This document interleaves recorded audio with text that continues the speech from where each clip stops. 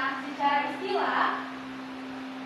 istilah tahara ini membersihkan diri, pakaian, dan tempat dari hadas dan najis agar sah melakukan ibadah seperti sholat dan membaca Al-Quran.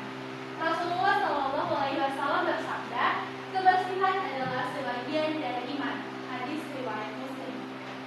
Kemudian ada definisi dari tahara.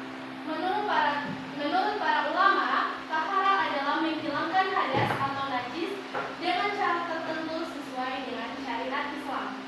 Nah, ada macam-macam tahara. Yang pertama, tahara dari hadas dengan wudu, mandi wajib atau tayamum. Yang kedua, tahara dari najis, yaitu dengan mencuci bagian yang terkena najis.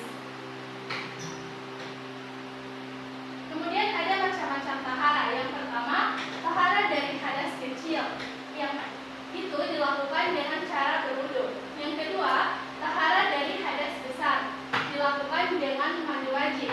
Yang ketiga, tahara dari najis, dilakukan dengan mencuci bagian yang terkena najis hingga bersih. Kemudian saya akan menjelaskan tahara dari hadas. Yang pertama, ada hadas kecil.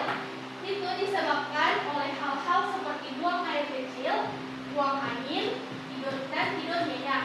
Nah, cara mencucikannya dengan wudu.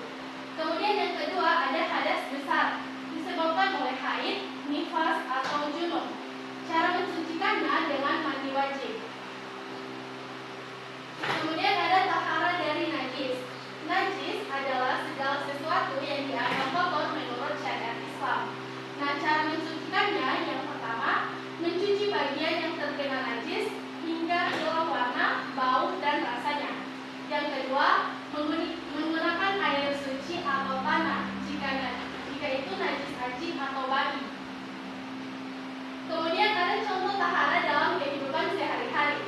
Yang pertama, berwudu sebelum sholat. Yang kedua, mandi setelah haid atau mimpi basah. Yang ketiga, mencuci tangan sebelum makan. Dan yang keempat, membersihkan pakaian dari kotoran. Yang kelima, menyapu dan mengatur rumah. Dan yang terakhir, menjaga kebersihan kamar mandi dan lingkungan. Nah, kemudian ada cara melakukan wudu. Yang pertama, tentunya kita membaca niat dulu karena Allah Subhanahu wa Ta'ala. Yang kedua, membasuh kedua tangan. Yang ketiga, berkumur dan membersihkan hidung.